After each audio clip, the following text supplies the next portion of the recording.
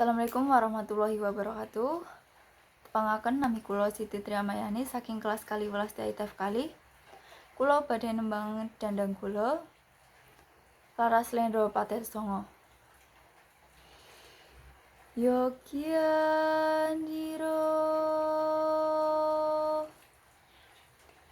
kang para prajurit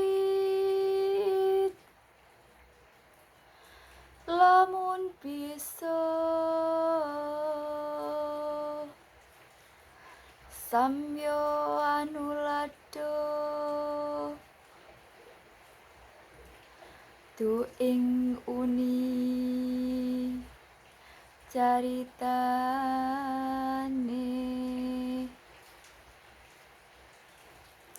andalira Sang Prabu Sosrobau ing Maespati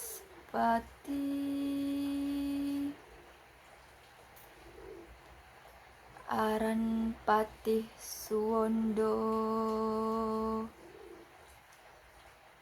lelabuhanipun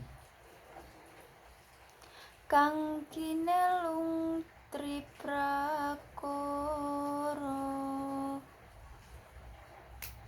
gunakaya purun den antepi